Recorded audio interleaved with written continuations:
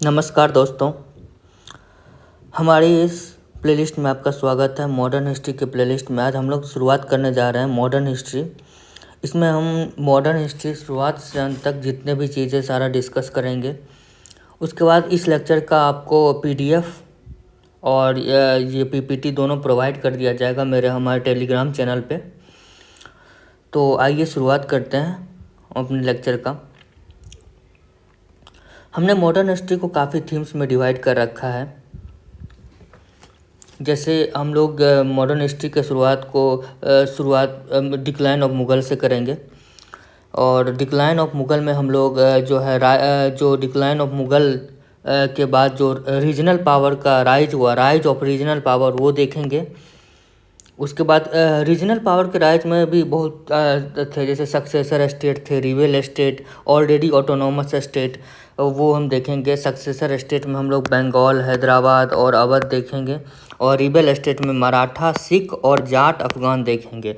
और already autonomous state में हम लोग राजपूत, ट्रेवनकोर और मैसूर देखेंगे। हम सारा चीज़ को मैप के थ्रू आपको अच्छे से समझाऊंगा। How Mughal decline, reason of decline of Mughal, how regional power emerged after declining of Mughal empire, or how rival state emerged. Everything I will discuss in upcoming lecture. उसके बाद हम लोग डिक्लाइन ऑफ मुग़ल, जब हमारा एक मॉड्यूल ख़त्म हो जाएगा तब हम लोग स्टार्ट करेंगे एडवेंट ऑफ यूरोपियन हमारा दूसरा मॉड्यूल होगा। एडवेंट ऑफ यूरोपियन में हम लोग डिस्कस करेंगे why European came to India, क्या रीज़न था यूरोपियन के आने का। हम लोग सारे चीज़ मैप से समझेंगे, कैसे क्यों इंडिया के थ्रू यूरोपियन आए, क्यों ईस्ट के तरफ यूरोपियन आते थे उस टाइम। सारा चीज़ इसमें हम डिस्कस करेंगे। Different arrival of different company, जैसे पोर्टुगीज हो गया, फ्रेंच हो गया, EIC हो गया, और उसके बाद EIC मतलब ब्रिटिश, और उसके बाद उससे पहले वो भी था, डच हो गया, डैनिश। सारा चीज़ हम लोग इसमें डिस्कस करेंगे arrival of different European company में। उसके बाद ये भी उसमें हम लोग डिस्कस करेंगे कि यूरोपियन कंपनी कहाँ अपना बेस बनाई। सारा चीज़ हम इस दूसरे अपने मॉड्यूल में डिस्कस करेंगे। हमारा ये तीसरा मॉड्यूल उसके बाद शुरुआत होगा। तीसरा मॉड्यूल में हम लोग political rise of East India Company देखेंगे।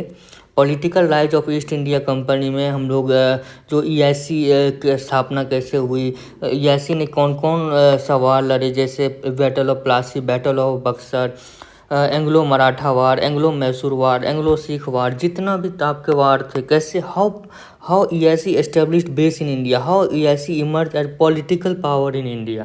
Everything I will discuss in this module 3।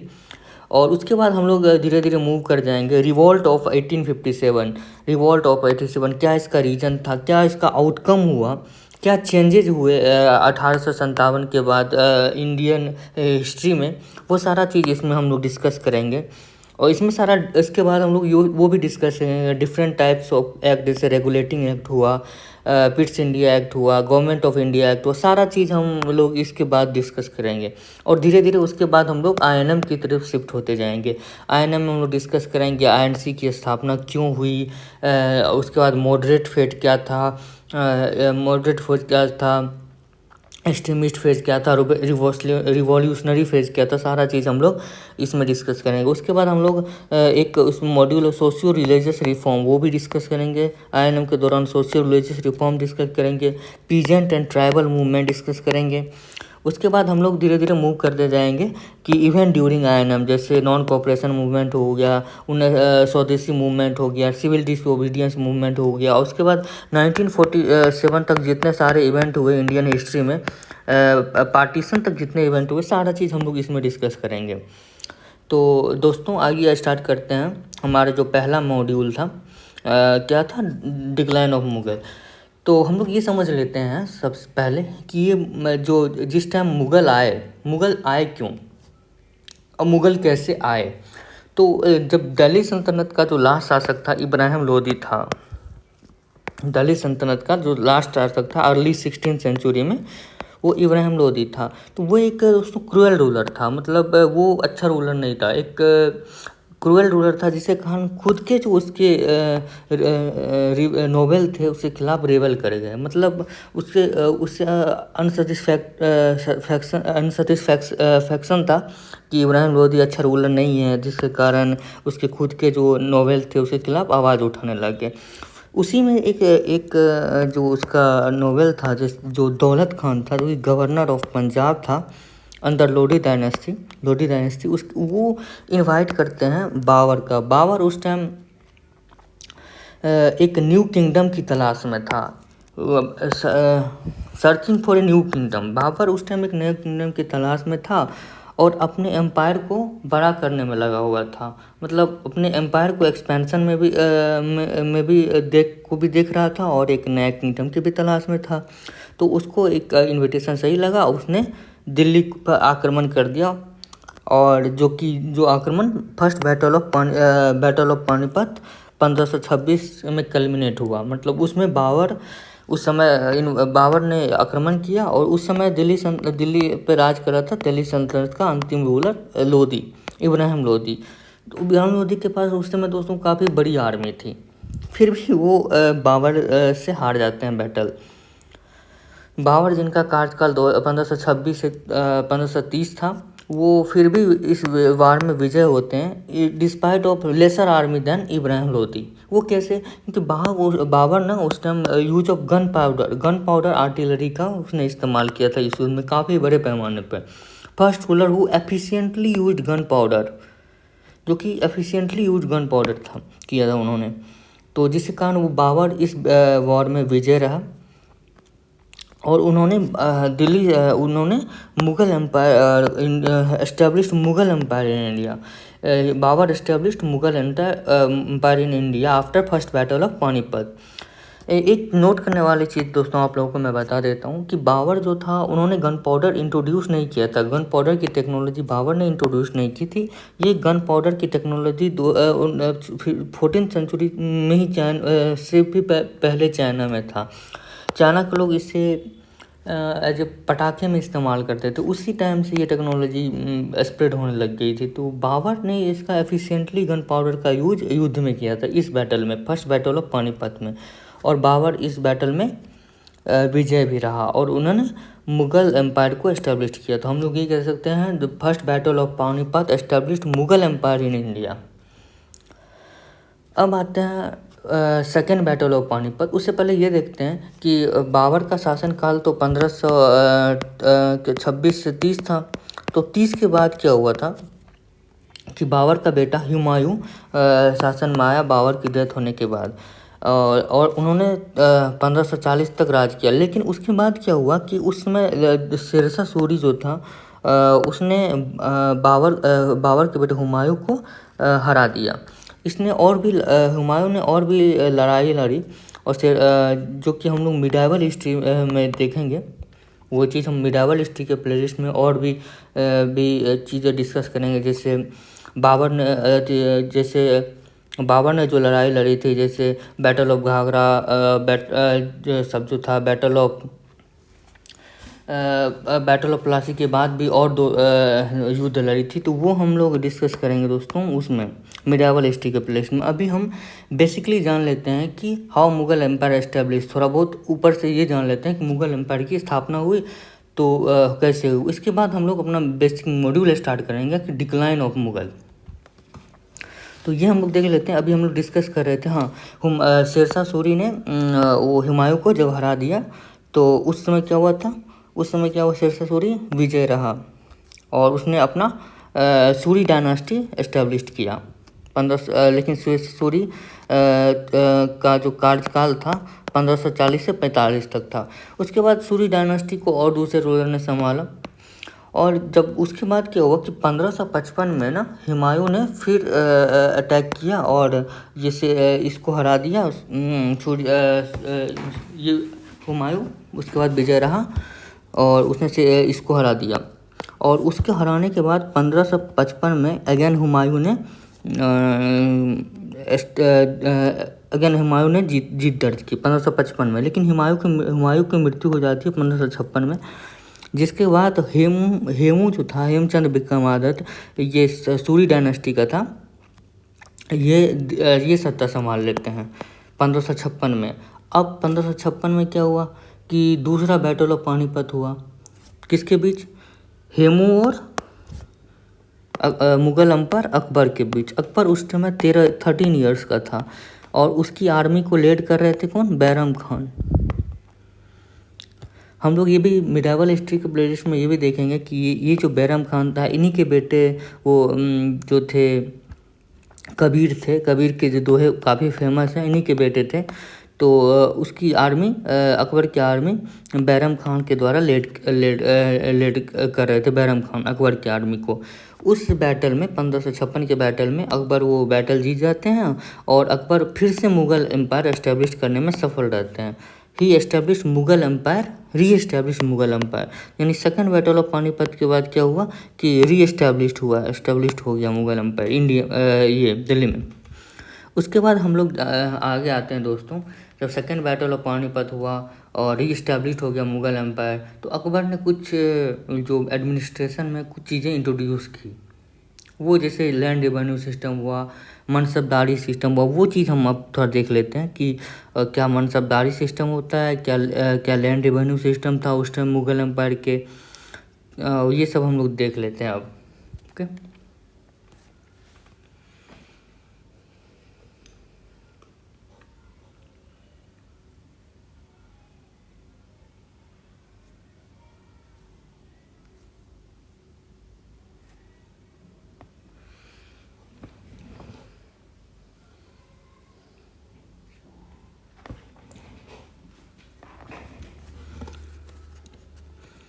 अब हम देखते हैं मनसबदारी सिस्टम। मनसबदारी सिस्टम क्या है और ये इंट्रोड्यूस अकबर के द्वारा किया गया था। ये क्या है? एक तरह से मनसबदारी सिस्टम ना मिलिट्री ब्यूरोक्रेसी सिस्टम है। एक तरह से जो मनसबदारी सिस्टम है मिलिट्री ब्यूरोक्रेसी सिस्टम है। कैसे? मनसब का मतलब होता है पोस्ट, मनसब का मतलब होता है पोस्ट और ऑफिस, और मनसबदार का मतलब होता है उस पोस्ट पर जो हकदार है पोस्ट पे, जो बैठे हैं उस पोस्ट पे, उसका मतलब होता है मनसबदार। तो मनसब जैसे राजा का मंत्री हो गया, उसको मनसबदार मैंने बोल दिया।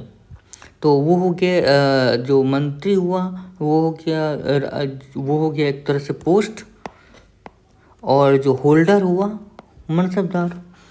तो ये एक तरह से मिलिट्री ब्यूरोक्रेसी सिस्टम था मुग़ल के टाइम। कैसे ये मिलिट्री ब्यूरोक्रेसी था कि जैसे राजा का कोई जो मंत्री हुआ तो उसको 2 टाइप का फंक्शन प्रोवाइड करना पड़ता था। 2 टाइप का फंक्शन वो प्रोवाइड करते थे।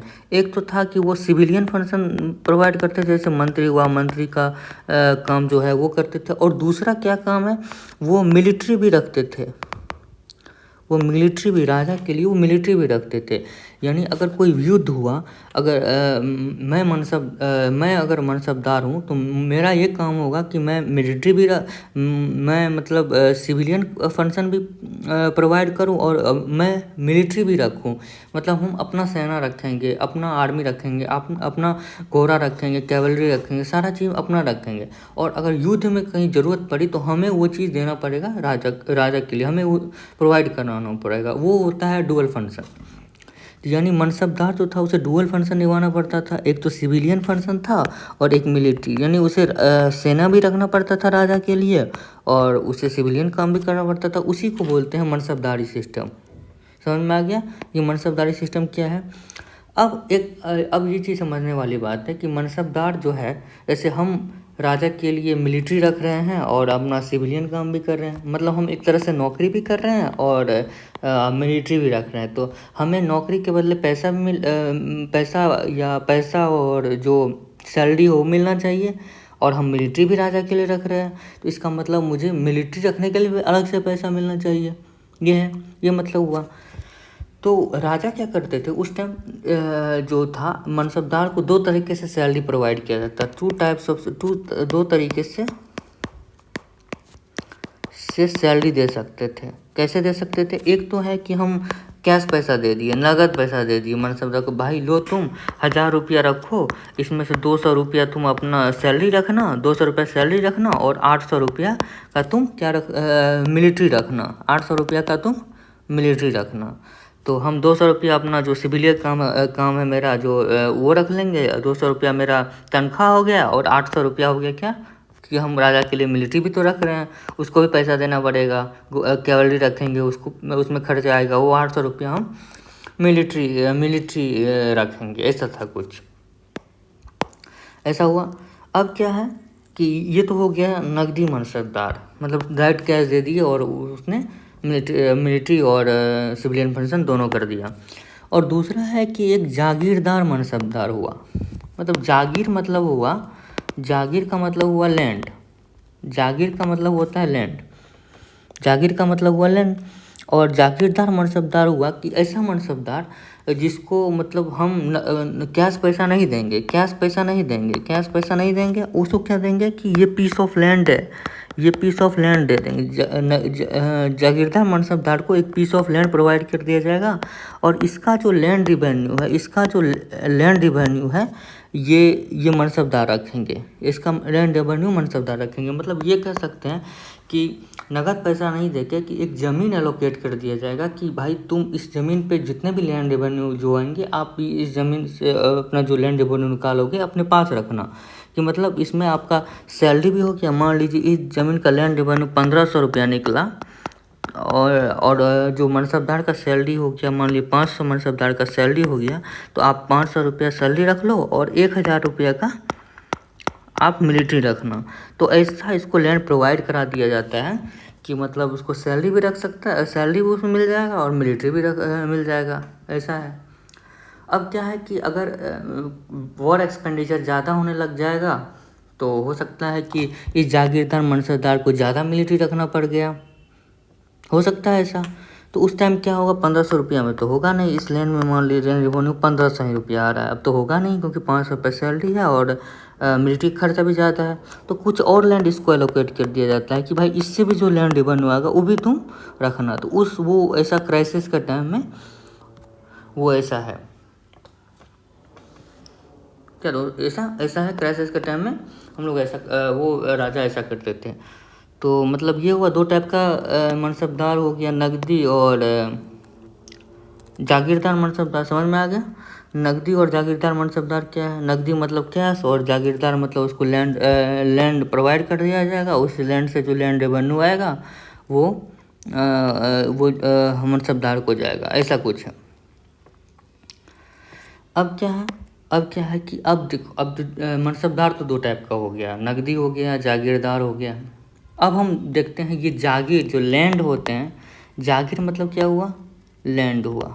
लैंड भी 2 टाइप का होता है, ये भी 2 टाइप का होता है। किस टाइप का? एक तनख्वाह जागीर होता है, एक वतन जागीर होता है। तनख्वाह जागीर हुआ कि ट्रांसफरेबल, ये हो गया कि ट्रांसफरेबल, ये है ट्रांसफरेबल। और ये हो गया कि वतन, ये नॉन ट्रांसफरेबल, इसको नॉन ट्रांसफरेबल बोल सकते हैं।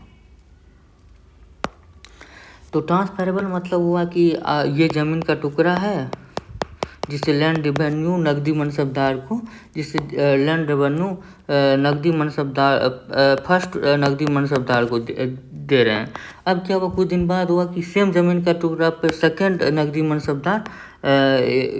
मनसबदार को इस लैंड रेवेन्यू सेकंड नकदी मनसबदार को जा रहा है। मतलब एक ही लैंड पे कुछ दिन के लिए राजा एलोकेट कर दिया कि आप इस फर्स्ट मनसबदार को दे दिया, कुछ दिन बाद उस ज़मीन को दूसरे जागीरदार मनसबदार को दे दिया। तो उस टाइप के जो लैंड रहते हैं तो उसको तनख्वाह जागीर बोलते हैं। मतलब उस टाइप पर वो मतलब ट्रांसफरेबल है, कभी इस मनसबदार को मिलेगा कभी उस मनसबदार को मिलेगा। मतलब वो एक ट्रांसफरेबल है, वो मतलब वतन है, ये मेरा अधिकार नहीं है इस लैंड पे। ये बस ऐसा है कि मतलब इससे हम आज का लैंड रेवेन्यू इससे ये मनसबदार कलेक्ट कर रहा है, कल लैंड रेवेन्यू को और मनसबदार कलेक्ट करेगा, ऐसा कुछ है। मतलब तनख्वाह जागीर में, वो तनख्वाह जागीर का केस में मतलब वो वतन राइट नहीं है, ये मेरा ज़मीन नहीं है, ऐसा कुछ है। और वतन राइट में क्या है कि वो मतलब एक तरह से तुम्हारा ज़मीन है, मतलब जो मनसबदार का ज़मीन है मान के चलिए उसी का ज़मीन है, भले वो राजा का ज़मीन है, लेकिन वतन राइट है कि मतलब ये ज़मीन ट्रांसफरेबल नहीं है। मतलब ये ज़मीन पर लैंड रेवेन्यू एक ही टाइप का एक मनसबदार ही कलेक्ट कर रहे हैं और ये वतन राइट है। तो ये तो लेकिन लैंड तो राजा का है, लैंड राजा का है, लेकिन वो राजा ने उसको एज ए वतन राइट्स दे दिया है जागीरदार मनसबदार को कि भाई अब इस लैंड का रेवेन्यू तुम ही कलेक्ट करना, तुम ही इसका मालिक हो, तुम ही देखो, मतलब ये लैंड हम कोई और को हम नहीं देने जा रहे हैं, ऐसा कुछ है। तो लेकिन ये लैंड तो किंग का है, तो वतन राइट्स तभी क्या करता है कि ये 10% जो लैंड रेवेन्यू जितना कलेक्ट हुआ उसका 10% किंग को देता है as a tribute. Authority of the king, sovereign authority of the land is king, that's why he paid 10% to the king as a tribute, ठीक ना। जिसके कारण किंग को लगना चाहिए भाई मेरा ज़मीन है, ऐसा नहीं कि भाई मैं तुमको ज़मीन दिया तुम लेके भाग जाओ, एज ए ट्रिब्यूट हमको रिकॉग्नाइजेशन मिलना चाहिए कि मेरा ज़मीन है, वो है एक तरह से ट्रिब्यूट। 10% इसमें एलआर का 10% वो किंग को देना पड़ता है, ये वतन राइट्स हुआ, ऐसा कुछ है। अब हम लोग देखते हैं दोस्तों, एक लैंड होता है खलीसा लैंड, क्या होता है कि मतलब अब जो टोटल जो राजा का जो टोटल लैंड है उसको हम उसको एज ए सम 2 टाइप के ज़मीन के सम के रूप में देख सकते हैं। जैसे मान लीजिए हम राजा हैं तो मेरे पास 2 टाइप का ज़मीन होगा, एक तो जागीर लैंड होगा जिसका लैंड जो हम किसी को मनसबदार को एलोकेट कर दिए, मनसबदार को हम एलोकेट कर दिए जागीर लैंड, और उससे वो मिलिट्री और सिविलियन फंक्शन प्रोवाइड कर रहा है, और एज ए ट्रिब्यूट 10% हमको किंग को दे रहा है, वो एज ए ट्रिब्यूट किंग को दे रहा है। वो एक तरह का लैंड हुआ जो किंग के पास है। लैंड ऑफ किंगडम वो होगा कि जो जागीरदार है उसका 10% ट्रिब्यूट मिल रहा है, ऐसा क्यों होगा।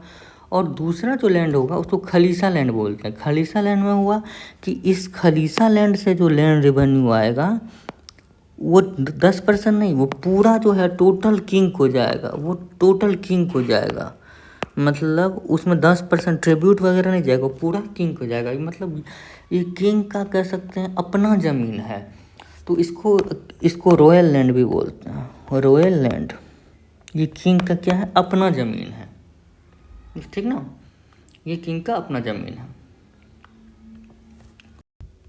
अब हम लोग देखते हैं दोस्तों लैंड रेवेन्यू सिस्टम, जो लैंड रेवेन्यू सिस्टम था मुग़ल के टाइम, वो हम लोग देखते हैं। उसमें क्या था कि लैंड रेवेन्यू सिस्टम में क्या था, उसमें हम लोग लैंड रेवेन्यू से पहले ये देखते हैं कि उस समय लैंड रेवेन्यू कैसे कलेक्ट किया जाता था। तो लैंड रेवेन्यू कलेक्ट करने के लिए ज़मींदार होते थे जो कि लैंड रेवेन्यू पीजेंट से कलेक्ट करते थे। तो इसमें भी एक हायरार्की था, पहले जैसे ऊपर सबसे ऊपर किंग हुआ और जागीरदार हुआ, जो जागीरदार मनसबदार था, मतलब उस टाइप से, तो उसको भी तो लैंड रेवेन्यू खुद से तो कलेक्ट करने जाएंगे नहीं, तो बहुत बड़ा लैंड है, तो उसके लिए इंटरमीडिएट एक हायरार्की सिस्टम था, उसमें इंटरमीडिएटरी ज़मींदार थे। तो उसमें कुछ इंटरमीडिएट ज़मींदार होंगे और उस इंटरमीडिएट ज़मींदार के अंतर होंगे कि कुछ प्राइमरी ज़मींदार होगा। मतलब एक हायरार्की सिस्टम था कि एक ज़मींदार ऊपर हुआ जो कि मेन ज़मींदार है, इंटरमीडिएटरी ज़मींदार है, और उसके नीचे कुछ n नंबर ऑफ प्राइमरी ज़मींदार होंगे। प्राइमरी ज़मींदार क्या होते थे, जो कि एक्चुअल लैंड रेवेन्यू होता था, जो पीजेंट से जो किसान थे उससे एक्चुअल लैंड रेवेन्यू प्राइमरी ज़मींदार कुछ कलेक्ट करते थे। ये लैंड रेवेन्यू कलेक्ट किए, प्राइमरी ज़मींदार 2 कुछ लैंड रेवेन्यू कलेक्ट किए, 3 कुछ लैंड रेवेन्यू क्रिएट किए। सारा लैंड रेवेन्यू क्या होता था, ये इंटरमीडिएटरी ज़मींदार के पास जाता था, और ये इंटरमीडिएटरी ज़मींदार देखते थे अगर लैंड रेवेन्यू जागीर लैंड से आता है, जो कि किंग किसी को दे रखा है, जैसे किंग मंत्री को दे रखा है कि इससे लैंड रेवेन्यू तुम रखना, जागीरदार मनसबदार को दे रखा है इससे लैंड रेवेन्यू एज तुम रखना, इसका 10% हमको बस ट्रिब्यूट देना, ऐसा कुछ अगर ज़मीन हुआ, अगर जागीर लैंड का ज़मीन है तो वो लैंड रेवेन्यू किसको दे देते हैं, जागीरदार को दे देते हैं। और वही अगर वो जागीर से लैंड रेवेन्यू आए तो वो जागीरदार को देते हैं। और अगर वो खलीसा लैंड जो रॉयल लैंड है, जो कि किंग का लैंड है, ये जो है, ये मान लीजिए ये खलीसा लैंड है और ये जागीर लैंड है, ये जागीर लैंड है, तो अगर जागीर लैंड से लैंड रेवेन्यू आएगा तो किसको जाएगा, जागीरदार को। अगर वही खलीसा लैंड से लैंड रेवेन्यू आएगा जो कि रॉयल लैंड है, तो वो किसको जाएगा, किंग को जाएगा। तो ये देखते हैं कि अगर वो लैंड रेवेन्यू जागीर लैंड से आए तो जागीरदार को दे देते हैं, और खलीसा लैंड से आए तो किंग को दे देते हैं। इसका काम यही है कि ये सारा प्राइमरी ज़मींदार से लैंड रेवेन्यू कलेक्ट करते हैं। और प्राइमरी ज़मींदार किससे लैंड रेवेन्यू कलेक्ट करते हैं? पीजेंट से, जो किसान हुआ। ये इतना समझ में आया। अब क्या है कि ये लैंड रेवेन्यू तो कलेक्ट कर रहे हैं, लेकिन अब लैंड रेवेन्यू कलेक्ट करने का कुछ खर्च भी तो आएगा। मतलब कुछ पैसा जो इसका सैलरी होगा वो भी तो आएगा। वो कहाँ से आएगा?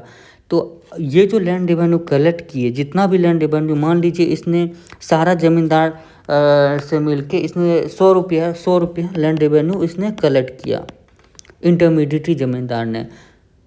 तो होगा क्या? ओके, अब क्या है कि जो 100 रुपया मैं बता रहा था, 100 रुपया अगर लैंड रेवेन्यू टोटल सारा प्राइमरी ज़मींदार से ये इंटरमीडिएटरी ज़मींदार कलेक्ट किया, तो अब 100 रुपया लैंड रेवेन्यू तो कलेक्ट कर लिया इंटरमीडिएटरी ज़मींदार। अब इसको कुछ कमीशन भी तो रखना पड़ेगा एज ए मतलब सैलरी। तो इसमें से क्या हुआ, मान लीजिए 10 रुपया कुछ कमीशन रख लिया कि भाई हम लैंड रेवेन्यू कलेक्ट कर रहे हैं, और 90 रुपया ये जागीरदार, अगर जागीर लैंड है तो, और खलीसा लैंड है तो किंग को दे दिया। तो यानी 90 रुपया इधर दे दिया इससे इंटरमीडिएट ज़मींदार, और 10 रुपया कमीशन रख लिया इंटरमीडिएट ज़मींदार। कमीशन 10 रुपया हुआ उसको सैलरी। इसी तरह से प्राइमरी ज़मींदार भी पेजेंट से कुछ रुपया, मान लीजिए 10 रुपया इसने प्राइमरी ज़मींदार कलेक्ट किया, 10 रुपया इसने, 10 रुपया इसने, 10 रुपया इसने, 10 रुपया इसने और 10 रुपया इसने, ऐसे 10 ज़मींदार है मान लीजिए। तो प्राइमरी ज़मींदार भी 10 रुपया कलेक्ट किया, तो ये क्या करेगा, ये 10 नहीं भेजेगा। मान लीजिए इसने 11 रुपया कलेक्ट किया, माफ़ कीजिए 11 रुपया इसने कलेक्ट किया, तो 1 रुपया इसने कमीशन रख लिया और 10 रुपया इसको इंटरमीडिएट ज़मींदार को भेज दिया। 1 रुपया जो इसने रखा वो इसका कमीशन हो गया एज ए सैलरी। ऐसा कुछ सिस्टम था उस टाइम कि इंटरमीडिएट ज़मींदार भी अपना कमीशन रखेंगे, प्राइमरी ज़मींदार भी अपना कमीशन रखेंगे। अब क्या है, एक होता है ये इंटरमीडिएट ज़मींदार जो है दूसरे के ज़मीन का, जो ये जो प्राइमरी ज़मींदार है किसी और के ज़मीन का ही तो लैंड रेवेन्यू कलेक्ट कर रहा है, और इसके पास खुद की भी तो ज़मीन होगी। मान लीजिए प्राइमरी ज़मींदार हो गया, ये इंटरमीडिएट ज़मींदार हो गया, इसके पास खुद की ज़मीन पर्सनल, इसके पास मान लीजिए कुछ पर्सनल ज़मीन होगा, पर्सनल लैंड हुआ। तो पर्सनल लैंड हुआ, मान लीजिए ये इसका पर्सनल लैंड है इंटरमीडिएट ज़मींदार को, कहा इस पे भी तो इसे लैंड रेवेन्यू देना पड़ेगा किंग को। यानी ये तो दूसरे से कलेक्ट कर रहा है वो ठीक है, ये इसके पास खुद की भी तो ज़मीन है। तो अगर इसके पास खुद की जो ज़मीन है उस पर जो लैंड रेवेन्यू देंगे उसको वो बोलते हैं मिल्कियत। हम लोग ये डिस्कस कर रहे थे, अगर वो पर्सनल ज़मीन है, मान लीजिए जो इंटरमीडिएट ज़मींदार की खुद की पर्सनल जो ज़मीन है उस पर भी तो मुझे ऐसे कुछ टैक्स भरना पड़ेगा। तो वो जो इंटरमीडिएट ज़मींदार है उस पर भी LR भरना पड़ता है, उसको बोलते हैं मिल्कियत। यानी इंटरमीडिएटरी ज़मींदार को जो टैक्स भरना पड़ेगा उसको बोलते हैं मिल्कियत। ऐसा है। अभी क्या हो रहा है कि इसने लैंड रेवेन्यू कलेक्ट किया प्राइम पीजेंट से, और इंटरमीडिएट ज़मींदार अपना जो कमीशन हुआ वो रख लिया और 90 रुपये ट्रांसफ़र कर दिया इसको, और उसने खुद की ज़मीन पे भी लैंड रेवेन्यू दिया, उसको मिल्कियत बोलते हैं। यानी इनको मिल्कियत 90 रुपया प्लस मिल्कियत दोनों देना होगा। अभी ऐसा कुछ सिस्टम है कि इसे खुद की ज़मीन पे भी टैक्स देना पड़ेगा और इससे मिल्कियत भी देना पड़ेगा, लेकिन इसको 10% ये कमीशन अपना 100 में से रख लिया, तो यानी 90 रुपया इधर बचा और मिल्कियत हुआ। ऐसा कुछ है। अब क्या है कि एक होता है ननकार लैंड। ननकार लैंड ऐसा लैंड को कहते हैं जो कि किंग के द्वारा टैक्स फ्री कर दिया जाता है। ननकार लैंड उस लैंड को बोलेंगे जो किंग के द्वारा टैक्स फ्री कर दिया जाता है। अब भाई टैक्स फ्री क्यों कर दिया जाता है? टैक्स फ्री किसका ज़मीन को किया जाता है? ये जो इंटरमीडिएट ज़मींदार और प्राइमरी ज़मींदार इस सब के ज़मीन को टैक्स फ्री कर दिया जाता है। क्यों टैक्स फ्री कर दिया जाता है? ऐसा क्या कर दिया भाई कि टैक्स फ्री कर दिया ज़मीन को? ये जो अभी 10 रुपया कमीशन काट रहा है, अब किंग बोलेंगे कि भाई तुम 10 रुपया कमीशन अब मत काटो, 10 रुपया कमीशन अब तुम मत काटो। यानी हमको तुम कितना रुपया दो? हमको तुम 100 रुपया दो, 100 रुपया दो, ये बोलेंगे। कमीशन तुम मत रखो, लेकिन तुम जो ये पर्सनल लैंड पे लैंड रेवेन्यू दे रहे हो, मिल्कियत दे रहे हो, वो मत देना। ऐसा कुछ है कि मतलब 100 पूरा लैंड रेवेन्यू किंग को देना पड़ेगा और मतलब और मिल्कियत जो खुद की ज़मीन पर टैक्स है वो नहीं देना पड़ेगा। यानी इंटरमीडिएट ज़मींदार को अपने ज़मीन पर टैक्स नहीं देना है, बस वो जितना टैक्स कलेक्ट किए वो सारा किसको दे देंगे, किंग और जागीरदार को। तो इसका मतलब ये हुआ कि इस इंटरमीडिएट ज़मींदार और प्राइमरी ज़मींदार का कुछ लैंड टैक्स फ्री हो गया है, क्योंकि उस पर उस लैंड रेवेन्यू ही नहीं देना पड़ेगा। क्यों लैंड रेवेन्यू नहीं देना पड़ेगा? क्योंकि वो कमीशन अब नहीं रख रहा है। तो उस सैलरी उसका एक तरह से यही हो गया कि LR नहीं भरना। तो वो हो गया कि उस लैंड को क्या बोलते हैं, ननकार लैंड बोलते हैं। अब एक और चीज़ है कि जो है ये पीजेंट जो है वो भी दो टाइप का है। एक पीजेंट वो है जिसके पास खुद की ज़मीन है, और एक पीजेंट वो है जिसके पास खुद की ज़मीन नहीं है। तो पीजेंट जिसके पास खुद की ज़मीन है उसको खुदकश्त बोलते हैं, और पीजेंट जिसके पास खुद की ज़मीन नहीं है उसको पाहीकश्त बोलते हैं। ये पुअरेस्ट होता है, मतलब पुअर पर्सन है, काफ़ी पुअर लोग हैं ये पाहीकश्त। जिसके पास खुद की ज़मीन नहीं है ये कभी दूसरे की ज़मीन पर कल्टीवेशन करते हैं, ये दूसरे की ज़मीन पर कल्टीवेशन करते हैं। और खुदकश्त क्या हुआ, इसके पास खुद की ज़मीन है और ये लैंड रेवेन्यू देते हैं प्राइमरी ज़मींदार को। यानी खुदकश के पास खुद की ज़मीन हो गई और पाहीकश के पास खुद की ज़मीन नहीं हुई, ये दूसरे के लैंड पे, कभी इसके लैंड पे कभी उसके लैंड पे खेती करते हैं, ऐसा कुछ है। अब हम लोग देखते हैं कि एक इजारदारी सिस्टम है, वो क्या होता है। इजारदारी सिस्टम हम लोग देख लेते हैं दोस्तों, ये क्या होता है। एक्चुअली क्या है कि इजारदारी सिस्टम एक ऐसा सिस्टम है कि ये लैंड रेवेन्यू सिस्टम ही है, लेकिन इसमें क्या है कि जो पहले अभी क्या हो रहा था कि इंटरमीडिएट ज़मींदार क्या होते थे, लैंड रेवेन्यू कलेक्ट करते थे, और वो अगर रॉयल लैंड है तो किंग को देते थे, खलीसा लैंड है तो किंग को लैंड रेवेन्यू प्रोवाइड करते थे, और अगर वो जागीर लैंड है तो जागीरदार को देते थे। अब क्या है कि शाहजहाँ जो था वो इंट्रोड्यूस करते हैं इजारदारी सिस्टम। ये क्या है कि इसमें एक ऑक्शन होता है कि भाई ये पीस ऑफ लैंड है, इस पे हाईएस्ट लैंड रेवेन्यू जो कलेक्ट करके हमको देगा। मान लीजिए एक ने बिड लगाया इस पे, ये एक ऑक्शन सिस्टम है। इजारदारी क्या है, एक तरह से ऑक्शन है, लैंड रेवेन्यू का ऑक्शन है। किसी ने बिड लगाया कि भाई इस ज़मीन पे हम 100 रुपया लैंड रेवेन्यू मतलब देंगे। किसी ने बोला कि भाई 120 रुपया हम इस लैंड रेवेन्यू को देंगे। किसी ने बोला भाई हम 150 रुपया इस ज़मीन पे लैंड रेवेन्यू देंगे। तो जो हाईएस्ट बीडर हुआ उसको ये ठेका मिल जाता है कि भाई तुम ज़मीन पे लैंड रेवेन्यू कलेक्ट करो और दो। तो ये जो ऑक्शन में जो लैंड रेवेन्यू होता है वो ऐसा क्यों होता है कि मतलब क्यों इंट्रोड्यूस किया शाहजहाँ ने कि इजारदारी सिस्टम, ये जो कि ऑक्शन सिस्टम है। अगर शॉर्टफॉल हो गया रेवेन्यू में, LR में अगर शॉर्टफॉल हो जाता था तो इसने शाहजहाँ ने ये सिस्टम को इंट्रोड्यूस कर दिया कि अगर जो हाईएस्ट बिडर होगा उसको ये बिड मिल जाएगा कलेक्ट करने का, लैंड रेवेन्यू कलेक्ट करने का। अभी तक वो लैंड रेवेन्यू कलेक्ट करना किसका काम था, इंटरमीडिएट ज़मींदार और प्राइमरी ज़मींदार को। अब वो क्या हो गया, वो हो गया ऑक्शन हो गया। वो अब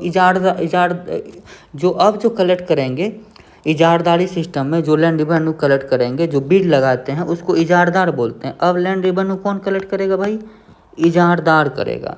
ये मैन ऑफ मनी है, इसको क्या है, प्रॉफिट चाहिए एक तरह से। ये इसको बस प्रॉफिट चाहिए होता है।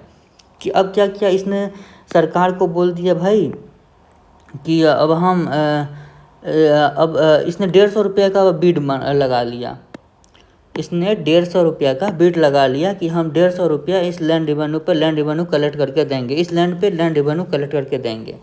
अब ये तो मैन ऑफ मनी है, इसको ज़्यादा से ज़्यादा प्रॉफिट कमाना है। ये पीजेंट को सताते हैं, उससे ऑपरेस करते हैं, और उससे 150 रुपये तो इसको राजा को देना है, किंग को देना है लैंड रेवेन्यू, इसने ऑक्शन में लैंड रेवेन्यू खरीदा है, लैंड रेवेन्यू का ऑक्शन में 150 बोल रहा है। अब ये पीजेंट को सबसे ज़्यादा ऑपरेस करेंगे, इसको कहेंगे भाई अब हम लैंड रेवेन्यू 180 रुपया, इसने पीजेंट को ऑपरेस करके लैंड रेवेन्यू 180 रुपया कलेक्ट कर लिया इजारदार ने, तो 150 रुपया तो किंग को दे दिया, तो 30 रुपया ये प्रॉफिट कमा लिया, ऐसा कुछ है। तो इजारदार क्या हुआ, मैन ऑफ मनी हुआ, ये ज़्यादा से ज़्यादा प्रॉफिट कमाने पे देखता है, और जिसके कारण इसके ज़्यादा से ज़्यादा प्रॉफिट कमाने के कारण पीजेंट जो होते हैं काफ़ी ऑपरेस होते हैं। ये जो लैंड इजारदारी सिस्टम था ये शाहजहाँ लाए थे, और इसको बड़े पैमाने पे इस्तेमाल किसने किया, औरंगजेब। आगे हम पढ़ाएंगे कि औरंगजेब ज़्यादा से ज़्यादा टाइम अपना वार लड़ने में ही एक्सपेंड किया, मतलब अपने जितना ये औरंगजेब 1608 से 1658 से 1707 तक ये अपना कार्यकाल में अधिकतर टाइम ये युद्ध लड़ने में ही एक्सपेंड कर दिया। मतलब कभी डेक्कन के तरफ युद्ध लड़ता था, कभी ईस्ट के तरफ युद्ध लड़ता था, ये सारा टाइम युद्ध लड़ने में ही निकाल दिया। तो आगे हम वो देखेंगे। इसने बड़े पैमाने पे इजारदारी सिस्टम को इस्तेमाल किया, और एजेंट तो इंट्रोड्यूस किसने किया, शाहजहाँ ने किया। औरंगजेब ने इसे बड़े पैमाने पर लगाया, और फारूक सियार जिसका कार्यकाल 1713 से 19 था, इसने ना क्या किया कि खलीसा लैंड पे भी इंट्रोड्यूस कर दिया। खलीसा लैंड क्या था, रॉयल लैंड था, मतलब किंग का रॉयल लैंड था, उस पर भी इन्होंने ये इजारदारी सिस्टम लगा दिया। इस तरह से हद कर दी इन्होंने, ऐसा कुछ हो गया। ये तो इजारदारी सिस्टम जो हुआ ये मुग़ल के टाइम था, इसको बोलते थे इजारदारी सिस्टम में जो बिड लगाते थे उसको इजारदार बोलते थे, ये मुग़ल टाइम पर। ये सेम सिस्टम ब्रिटिश के टाइम भी था, तो ब्रिटिश के टाइम में जो ये बिड लगाते थे, जो बिड जीतते थे उसको बोलते थे रिवेन्यू फार्मर। ये आगे हम लोग पढ़ेंगे कि ये जो बिड लगाते थे उस ब्रिटिश ने इसको रिवेन्यू फार्मर नाम दिया, ये ब्रिटिश के टाइम में ऐसा था। ये हम लोग देख लिए कि लैंड रेवेन्यू सिस्टम क्या था, इंटरमीडिएट ज़मींदार क्या था, ये मुग़ल काल का सारा चीज़ देख लिया हमने कि क्या मतलब था, मनसबदारी सिस्टम क्या था। अब हम लोग देखेंगे reason of decline of Mughal. अब हम लोग का मेन बेसिक सिलेबस जहाँ से हम लोग शुरुआत करने जा रहे हैं, जहाँ हम लोग का हेडिंग था डिक्लाइन ऑफ मुग़ल, अब बेसिकली हम लोग शुरुआत करने जा रहे हैं। ये बेसिक था, आगे हम लोग ये सब यूज करेंगे कि इजारदारी सिस्टम क्या हुआ। आगे हम ये टर्म जो है आगे यूज होते रहेगा, तो इसीलिए हमने ये से एक्सप्लेन कर दिया। अब हम मेन रीज़न देखते हैं, what is the main cause, what is the main reason of decline of Mughal, ये हम लोग अब देखेंगे। अब आते हैं हम reason of decline of Mughal. जो मेन टॉपिक है हमारा अब स्टार्ट हो रहा है, reason of decline of Mughal. Earlier हम कहाँ से स्टार्ट किए थे, ये जो हमारा था मॉड्यूल 1 डिक्लाइन ऑफ मुग़ल। अब हम वो पढ़ेंगे कि reason of decline of Mughal. अभी तक हमने देखा कैसे मुग़ल आए, कौन कौन वार लड़े, एस्टेब्लिश्ड ऑफ मुग़ल एम्पायर, री एस्टेब्लिश्ड ऑफ मुग़ल एम्पायर, जागीरदार मनसबदार, ये सारा चीज़ हम लोग देख लिए। अब हम देखते हैं reason of decline. Reason of decline में जो पहला रीजन है रोल ऑफ औरंगजेब। औरंगजेब जो कि 1658 से 1707 तक शासन किया था, उसका रोल एक बहुत महत्वपूर्ण रोल था। जो मुग़ल एम्पायर था अपने पीक के टेरिटोरियल पीक पे अपने टाइम के टेरिटोरियल पीक पे था। During Aurangzeb Mughal empire reached territorial peak. मतलब औरंगजेब के टाइम मुग़ल एम्पायर अपने टेरिटोरियल के पीक पे था। जैसे ये औरंगजेब का शासनकाल का मैप है, जिसमें मुग़ल एम्पायर यहाँ सब जगह मुग़ल एम्पायर चला गया था। ऐसा क्यों था, ये औरंगजेब के कंटिन्यूस वारफेयर के कारण था। मतलब औरंगजेब हमेशा युद्ध लड़ता था, कभी इसके साउथ के तरफ साउथ एक्सपेंडिचर था, फिर ईस्ट था। तो मतलब औरंगजेब हमेशा युद्ध लड़ रहा था। अपने जो रेन मतलब 1658 से 1707 के बीच 40 ईयर, रफली around 40 years he was engaged in warfare, Aurangzeb. अब औरंगजेब तो हमें वॉर लड़ रहे थे, जिसके कारण क्या हुआ, मुगल एम्पायर पीक पे पहुंच गया, अपने टेरिटोरियल पीक पे। अब इससे क्या हुआ कि अब हम ये कह सकते हैं कि जब पीक पे जिस टाइम मुगल एम्पायर अपने पीक पे पहुंचा, उसी के टाइम मुगल एम्पायर का डिक्लाइन भी स्टार्ट हो गया था। धीरे धीरे मुगल एम्पायर डिक्लाइन भी होने स्टार्ट हो गया था। कैसे? औरंगजेब अब कंटिन्यूस वॉरफेयर कर रहा है भाई। इसने जैसे बिदार और गोलकोंडा और बीजापुर को अनेक्ट कर लिया यहाँ साउथ में। अब क्या हुआ कि जिसके कारण क्या हुआ, जैसे जो इनलैंड ट्रेड है, अब कंटिन्यूस वॉरफेयर हो रहा है, तो इनलैंड ट्रेड बहुत हर्ट हुआ। जैसे औरंगजेब के कंटिन्यूस वॉरफेयर के कारण औरंगजेब कभी यहाँ लड़ रहा है, कभी यहाँ लड़ रहा है, तो जिसके कारण इनलैंड जो ट्रेड हो रहा है, दो लोगों के बीच जो इनलैंड ट्रेड है वो बहुत बाधित होता था। मतलब इन लोग को डर लगता था कि कहीं हम अपना सामान बेचने जाएं, कोई वॉर में छीन ना ले। तो ये जो इनलैंड ट्रेड है काफ़ी बाधित हो गया, जिसके कारण रिवेन्यू में काफ़ी कमी आनी स्टार्ट हो गई। ये हो गया। तो ये औरंगजेब के टाइम ही स्टार्ट हो गया था, क्योंकि बहुत ज़्यादा वॉर लड़ी थी। ये हो गया। अब ये कारण था डिक्लाइन ऑफ मुगल में, कि औरंगजेब का कंटिन्यूस वॉरफेयर। और कारण ये था कि औरंगजेब अगर कंटिन्यूस वॉरफेयर कर रहा था, तो 40 ईयर्स वॉरफेयर किया, तो मतलब इसने काफ़ी रिसोर्स अपना लगा दिया। जैसे 40 साल तक युद्ध लड़ने के लिए आर्मी मेंटेन करना पड़ेगा मनसबदार को। उस आर्मी को मेंटेन करने में काफ़ी खर्च होंगे। अगर आर्मी को मेंटेन करने में काफ़ी खर्च होंगे तो उतना लोड भी बढ़ेगा पीजेंट्स पे, उनसे टैक्स ज़्यादा वसूला जाएगा, ऐसा कुछ है। तो एक चीज़ कह सकते हैं कि ज़्यादा दिन तक वार लड़ने से ड्रेन ऑफ वेल्थ काफ़ी हुआ। अब क्या हुआ कि जब ड्रेन ऑफ वेल्थ काफ़ी होने लग गया, तो एक टाइम आया 1707 जब औरंगजेब का शासनकाल ख़त्म हुआ। उसी टाइम मराठा का विस्तार होना स्टार्ट हो गया, क्योंकि औरंगजेब ने 40 साल तक युद्ध लड़ा, काफ़ी ड्रेन ऑफ रिसोर्स हो गया, मिलिट्री भी वीक हो गई। कितना दिन तक कोई युद्ध लड़ सकता है? जितना जैसे इंडिया पाकिस्तान का युद्ध हुआ, तो कितना रिसोर्स ख़त्म हुए, कितने खर्च हुए युद्ध लड़ने में। तो उसी तरह से कि ज़्यादा युद्ध लड़ने के कारण मिलिट्री रिसोर्स काफ़ी यूज हो गए थे, जिसके कारण क्या हुआ कि आफ्टर 1707 मुग़ल एम्पायर की जो पीक है वो धीरे धीरे कम होने स्टार्ट हो गई। मुग़ल एम्पायर का जो पीक है धीरे धीरे कम होना स्टार्ट हो गया। और 1707 के बाद जो मराठा है वो मराठा मुग़ल एम्पायर को हराना स्टार्ट कर दिए। मराठा जो है मुग़ल एम्पायर को हराना स्टार्ट कर दिए। और जितना भी टेरिटोरियल गेन था औरंगजेब का, आफ्टर 1707 गोज इन वेन, बर्बाद हो गया। क्योंकि अब जैसे मुग़ल एम्पायर वीक हुआ और मराठा विजय होना स्टार्ट हो गया,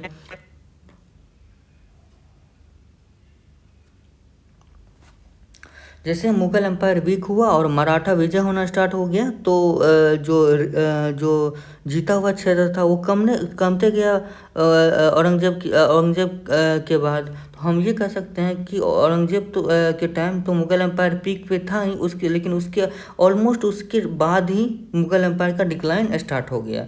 ये एक रीज़न था कि कंटिन्यूस वॉरफेयर के कारण continuous warfare important role in decline of Mughal. अब हम दूसरा रीजन देखते हैं, religiously decisive policy of AZ 5807। मतलब औरंगजेब का जो रिलीजियसली पॉलिसी था वो भी मतलब डिक्लाइन ऑफ मुग़ल में अहम रोल अदा किया। कैसे कि मतलब औरंगजेब तो था, काफ़ी टेंपल को ध्वस्त किया उन्होंने, और उसने न्यू लैंड टेंपल के लिए एलोकेट नहीं किया, जिसके कारण लोग अनसेटिस्फैक्ट्री बढ़ गया लोगों में। और उसने क्या किया कि जजिया जो है एक तरीके से टैक्स ऑन नॉन मुस्लिम लोग थे उस पर जजिया इन्होंने लगा दिया। जजिया एक प्रकार का टैक्स है, अगर आप मुस्लिम नहीं हो तो आपको ये पे करना पड़ेगा। वो हो गया, इन्होंने जजिया लगा दिया, तो जिसके कारण भी लोगों में गुस्सा बढ़ते गया। और उन्होंने क्या किया, एक और था, उन्होंने बहुत जो इम्पोर्टेंट लीडर थे उस टाइम के, उनको उन्होंने मारा, मतलब उनको उनका गला काटा, मतलब एग्जीक्यूट किया उनको। जैसे एग्जाम्पल के लिए 9th गुरु तेज बहादुर था, तेज बहादुर थे, उनको 1675 में इन्होंने एग्जीक्यूट कर दिया। संभाजी महाराज जो कि elder son of Shivaji Maharaj थे, वो इस्लाम कबूलने से रिफ्यूज़ किए, इस्लाम नहीं कबूलना चाहे तो उनको ये एग्जीक्यूट कर दिए। कौन? औरंगजेब। तो जिसके कारण काफ़ी एनिमोसिटी बढ़ गया लोगों में। जैसे 9th गुरु को एग्जीक्यूट किया तो सिख कम्युनिटी इसके अगेंस्ट हो गई, और संभाजी को उन्होंने एग्जीक्यूट किया तो जो मराठा कम्युनिटी है वो इनके अगेंस्ट हो गई। तो ये हम कह सकते हैं कि जो religiously decisive policy of Aurangzeb 5807 play की role in decline of Mughal. Okay, अब हम देखते हैं कि डिक्लाइन ऑफ मुगल का तीसरा रीजन क्या था? इंस्टीट्यूशनल फेलियर और गवर्नेंस फेलियर। ये क्या था दोस्तों कि अब ऐसा समझ सकते हैं कि अभी तो मुगल टाइम मनसबदारी सिस्टम था। मनसबदारी सिस्टम में क्या है कि लॉयल्टी डेवलप नहीं हो पाती थी। मनसबदारी सिस्टम में क्या था कि किंग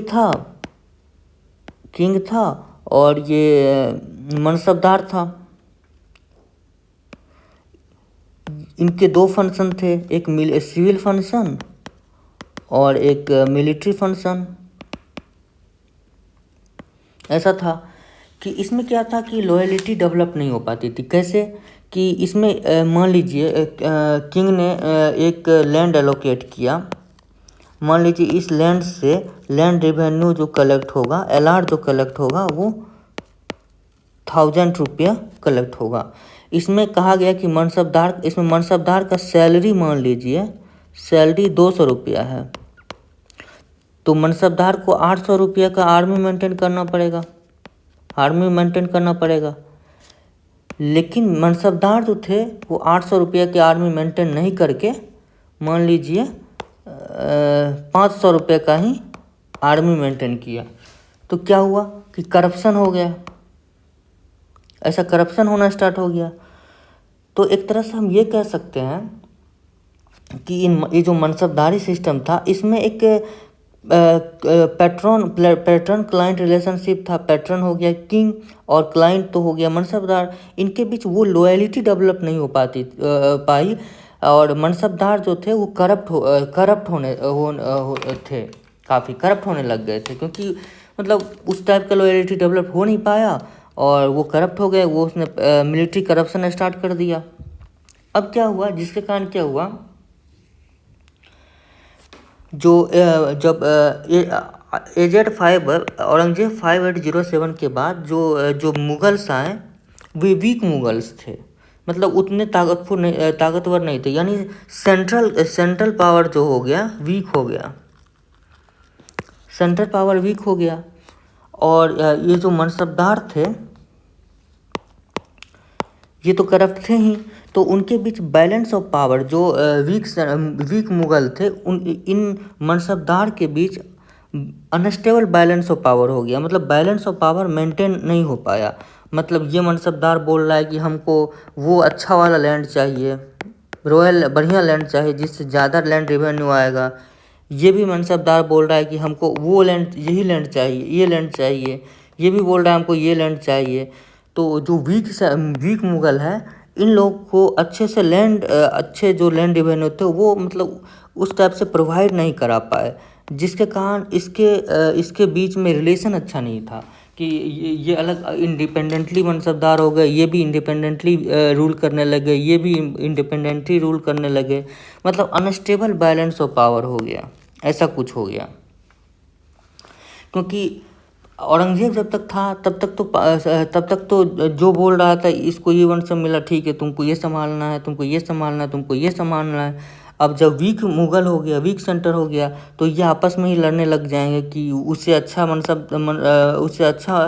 मनसब दे दिया, उससे अच्छा जागीर लैंड दे दिया, मुझे अच्छा नहीं दिया। तो मैं क्या करूँगा, मैं अच्छा आर्मी नहीं रखूँगा, मैं करप्शन करूँगा, क्योंकि अच्छा मुझे लैंड अच्छा नहीं मिला, जिससे मुझे लैंड डेपोन अच्छा नहीं मिल रहा है, तो मैं क्या करूँगा, मैं करप्शन करूँगा। ऐसा कुछ हो गया वीक मुगल्स के कारण। तो जो कि मतलब डिक्लाइन ऑफ मुगल में काफ़ी इम्पोर्टेंट रोल प्ले किया, इंस्टीट्यूशनल फेलियर और गवर्नेंस फेलियर, ऐसा कुछ था।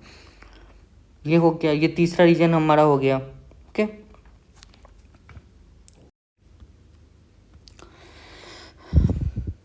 हम लोग ने 3 रीजन देख लिया इंस्टीट्यूशनल फेलियर तक।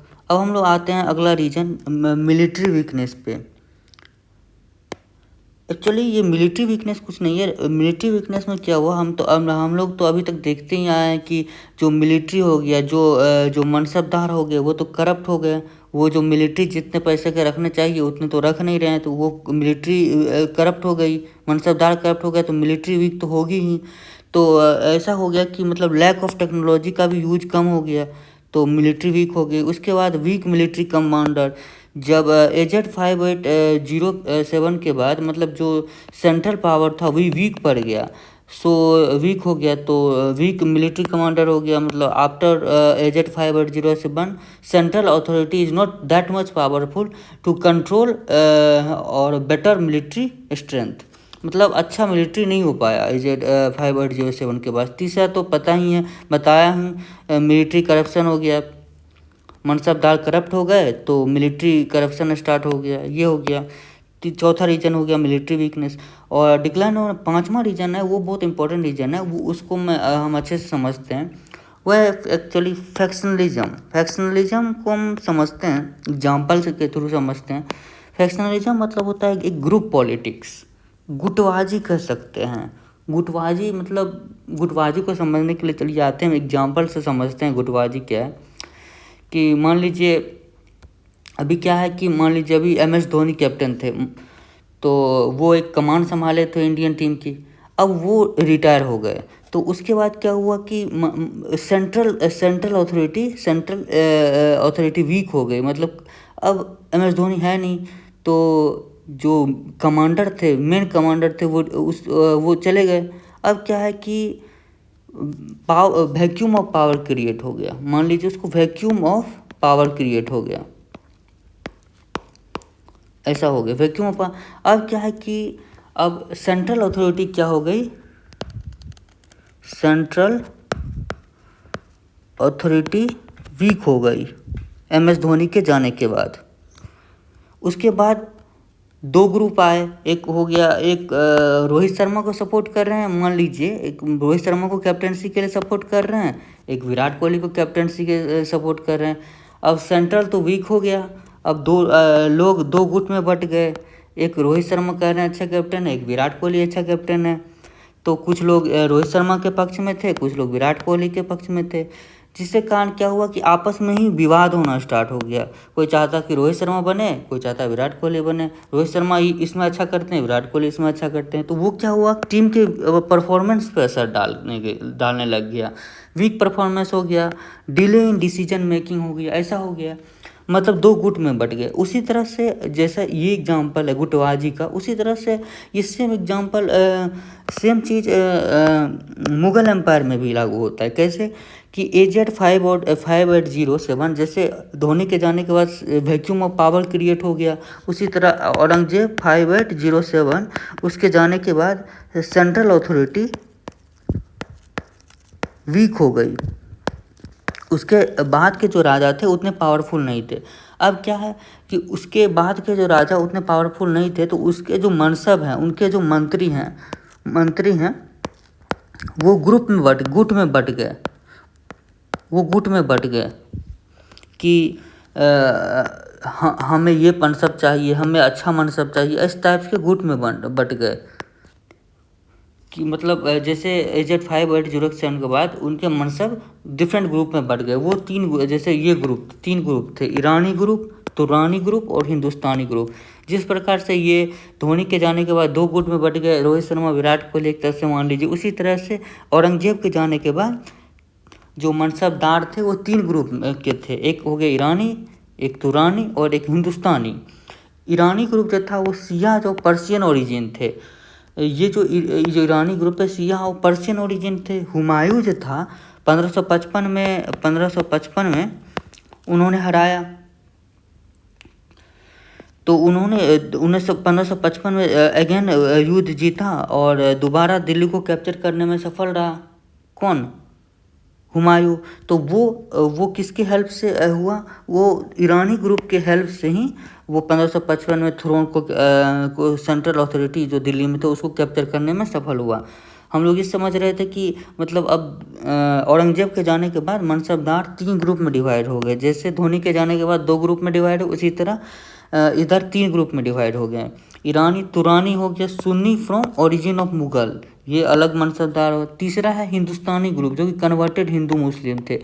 यानी अब गुटबाजी इस कदर होने लग गया कि ये सेंट्रल अथॉरिटी वीक होने के कारण जो रीजनल पावर थे, रीजनल लोग थे, वो अपने आप को इंडिपेंडेंटली महसूस करने लगे। अभी सेंट्रल अथॉरिटी ताकतवर था कि तो सबके बीच बैलेंस ऑफ पावर को मेंटेन किए हुए था, ऐसा कुछ था। सबको उसके पसंद का मनसब देते थे और इनके बीच के बैलेंस ऑफ पावर को स्टेबल कर रहे थे।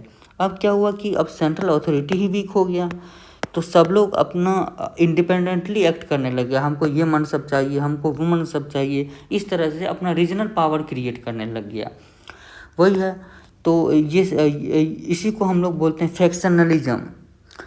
तो जिसके कारण क्या हुआ कि जो हिंदुस्तानी ग्रुप है, तुरानी ग्रुप है, अपना अपना अलग इंडिपेंडेंटली मूव करने लगे, जिसके कारण जो डिफरेंट रीजनल पावर थे वो पावर में आने लग गए, ऐसा कुछ हो गया। तो वो डिक्लाइन ऑफ मुगल में बहुत इंपॉर्टेंट रोल अदा किया। ये फैक्शनलिज्म हम कह सकते हैं कि गुटबाजी जो है औरंगजेब के जाने के बाद काफ़ी बढ़ गई, क्योंकि राजा वीक हो गया, सेंट्रल अथॉरिटी वीक हो गया, जो कि डिक्लाइन ऑफ मुगल में बेहद ही इम्पोर्टेंट रोल अदा किया। अब हम लोग देखते हैं छठा रीजन डिक्लाइन ऑफ मुगल का। ये इम्पोर्टेंट रीजन है, जागीरदारी क्राइसिस ऑफ 18th सेंचुरी। जागीर मतलब तो बता ही दिया, लैंड, और क्राइसिस मतलब कमी, मतलब जागीर की कमी। जागीरदारी crisis of 18th century actually हुआ क्या था कि औरंगजेब जो था वो तो बताया था कंटिन्यूस वॉरफेयर कर रहा था। तो वो अपने कंटिन्यूस वारफेयर के दौरान उसका जो डेक्कन एक्सपेडिशन था, डेक्कन पे उन्होंने बीजापुर को 1685 में एनेक्स किया और गोलकोंडा को 1687 में एनेक्स किया। तो अब क्या है कि वो हमेशा लगातार वॉरफेयर कर रहा था, जिसके कारण मिलिट्री की ज़रूरत पड़ती थी। और मिलिट्री कौन देता था? मनसबदार प्रोवाइड करता था मिलिट्री।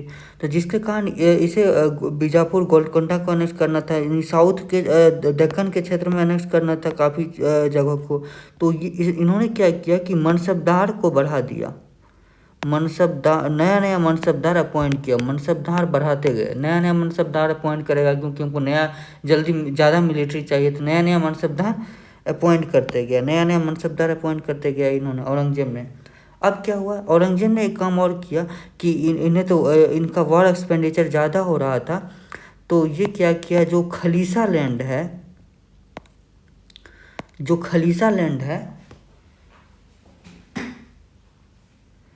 इसका जो किंगडम था, जितने भी ज़मीन थे, मोस्ट ऑफ द ज़मीन को उन्होंने खलीसा लैंड में कन्वर्ट कर दिया। क्यों खलीसा लैंड में कन्वर्ट किया? क्योंकि इससे जो लैंड रिवेन्यू है पूरे तरह से किंग को जाएगा। इसको मोस्ट ऑफ द लैंड को खलीसा लैंड में कन्वर्ट कर दिया, यानी जागीर लैंड से हटा के जागीर से खलीसा में कन्वर्ट कर दिया। तो जागीर की लैंड कम गया, खलीसा लैंड बढ़ गया। और क्यों कर दिया ऐसा? क्योंकि खलीसा लैंड का जो लैंड रिवेन्यू होगा टोटल किंग हो जाएगा। तो जो औरंगजेब था तो उसने खलीसा लैंड में जागीर लैंड की जगह को कन्वर्ट कर दिया खलीसा लैंड में। तो हुआ क्या कि मनसबदार की संख्या तो बढ़ गई, लेकिन जागीर लैंड कमते गया। तो जिसके कारण क्या हुआ दोस्तों, जागीरदारी क्राइसिस हो गया। मतलब लोग तो बढ़ते गए, मनसब तो बढ़ते गए, लेकिन लैंड तो लिमिटेड है। तो क्या हो गया, जागीरदारी क्राइसिस हो गया। अब क्या है कि जो औरंगजेब के बाद, औरंगजेब 5807 के बाद जो भी एम्परर थे वो क्या है, वीक एम्परर थे। वो वीक एम्परर थे, उन्होंने ज़्यादा से ज़्यादा मनसबदार को अपॉइंट करते गया। वो ज़्यादा से ज़्यादा, ताकि हमको डिफरेंट ग्रुप का सपोर्ट मिल सके। ये ग्रुप छोड़े तो हमें इस ग्रुप का सपोर्ट मिले, ये ग्रुप छोड़े तो हमें इस ग्रुप का सपोर्ट मिले। उन्होंने ज़्यादा से ज़्यादा मनसबदार को हायर कर बना लिया, लेकिन ज़मीन तो कम थी। तो ऐसा इससे क्या हुआ कि मनसबदार की संख्या बढ़ गई और ज़मीन तो कम था, तो कम ज़मीन में ही ज़्यादा मनसबदार एलोकेट करना पड़ गया। तो इससे क्या हुआ कि मनसबदार में क्या हुआ कि इनसिक्योरिटी आ गई कि भाई अभी हम इतने ज़मीन पे राज कर रहे हैं मनसबदार, कल को ज़्यादा लोग आएंगे तो मेरा ज़मीन, इतना ही ज़मीन बच जाएगा। ऐसा हुआ तो एक ज़मीन घटते जाएगा मेरा। तो एक काम करते हैं भाई, इससे क्या होगा, अभी जितना ज़मीन है हमारे पास उससे ज़्यादा से ज़्यादा लैंड रिवेन्यू कलेक्ट कर लेते हैं। ज़्यादा से ज़्यादा, क्या पता कल को मेरे पास इतना ज़मीन हो या ना हो। जिसके कारण क्या था, ऑपरेसिव पॉलिसी हो गया ज़मींदार का, जिसके कारण क्या हुआ, पीजेंट रिवोल्ट की संभावना बढ़ गई। क्योंकि भाई लैंड रिवेन्यू तो पीजेंट से कलेक्ट कर रहे हैं और इन मनसबदार को पता है कि भाई अभी लैंड मेरा है, पता नहीं कल रहेगा या ना रहेगा। तो जिसके कारण अभी जितना हो सके लैंड रिवेन्यू कलेक्ट कर लेते हैं, ऐसा कुछ था। तो क्या पीजेंट ऑपरेशन की संभावना सबसे ज़्यादा बढ़ने लगी। और क्या हुआ कि मिलिट्री करप्शन भी बढ़ने लग गया। मिलिट्री करप्शन कैसे बढ़ने लग गया, जो ज़मींदार लोग सोच रहे हैं कि अभी मेरे पास इतना लैंड है, इसमें मान ली 1000 रुपये लैंड रेवेन्यू आता है, इसमें हमको 200 रखना है अपना इनकम, और 800 रुपये को हमको मेंटेन करना है। लेकिन ज़मींदार को लग रहा है कि भाई ये कल लैंड मेरे पास रहेगा या ना रहेगा, मुझे तो पता नहीं है, तो क्यों हम 800 रुपये का मिलिट्री रखें। इससे अच्छा है सारा 1000 रुपया अपने पास रखते हैं, आगे का खर्चा चलेगा, जब लैंड मेरे पास नहीं रहेगा तो उस टाइम का खर्चा चलेगा। तो इसने क्या किया कि मिलिट्री करप्शन भी बढ़ गया, ऐसा कुछ था। और एक चीज़ और था कि उस टाइम ना, मतलब उस टाइम ना क्या था एक्चुअली, इन्फ्लेशन भी ज़्यादा था, इन्फ्लेशन बढ़ गया था। इन्फ्लेशन बढ़ने का कारण क्या था कि लोग सोच रहे थे कि अभी मेरे पास जितना ज़मीन है उससे ज़्यादा से ज़्यादा कमा लेते हैं, बाकी कल को ज़मीन रहे या ना रहे। तो वही चीज़ था कि इसके कारण क्या जागीरदारी क्राइसिस हुआ, और ये जो कि पीजेंट्री बोर्ड की संभावना भी बढ़ी, जो कि डिक्लाइन ऑफ मुगल में इम्पोर्टेंट रोल प्ले किया। तो यहाँ तक हम लोग देख चुके हैं कि हम लोग ने डिक्लाइन ऑफ मुगल के सारे रीजन्स देख लिए। हमने इस वीडियो लेक्चर में ये देख लिया कि हम लोग क्या क्या मॉड्यूल डिस्कस करेंगे अपने ये मॉडर्न हिस्ट्री के प्लेलिस्ट में। और हम लोग ये देख लिए कि मुग़ल कैसे आए, 1526 का युद्ध बाबर का, अकबर का 1556 का। उसके बाद हम लोग देखे कि जो इजारदारी सिस्टम क्या है, ज़मींदारी सिस्टम क्या है, लैंड रेवेन्यू कैसे कलेक्ट होता था, खरीसा लैंड क्या है, ननकार लैंड क्या है। उसके बाद हम लोग आ गए डिक्लाइन ऑफ मुग़ल में हमने देखा कि क्या रीजन थे, जैसे औरंगजेब का कंटिन्यूस वॉरफेयर, उसके बाद औरंगजेब का रिलीजियसली डिसाइसिव पॉलिसी हो गया, उसके बाद गवर्नेंस फेलियर हो गया, मिलिट्री फेलियर हो गया, मिलिट्री करप्शन हो गया, ये देख लिया। उसके बाद हम लोग जागीरदारी क्राइसिस देख लिए। तो ये सारा जो डिक्लाइन ऑफ मुग़ल का जो जितना चीज़ था हम लोग देख चुके हैं, क्या रीजन रहा। अब हम नेक्स्ट लेक्चर में देखेंगे कि जो हमने पढ़ा है इसका प्रूफ देखेंगे कि जो हमने अभी पढ़ा है कि सही में डिक्लाइन ऑफ मुग़ल में क्या क्या हुआ। ये जैसे फैक्शनलिज्म हमने देखा, तो फैक्शनलिज्म का हम प्रूफ देखेंगे कि फैक्शनलिज्म कैसे एक्चुअली हुआ था मुग़ल रेन के दौरान, वो हम अगले लेक्चर में देखेंगे। इस लेक्चर का PDF और PPT और जो PDF है लेक्चर का, वो हम अपने टेलीग्राम चैनल में प्रोवाइड कर देंगे। इस लेक्चर के लिए इतना ही। हम आगे के लेक्चर में देखेंगे कि ये proof of decline of Mughal. आज के लिए इतना ही। Thank you very much.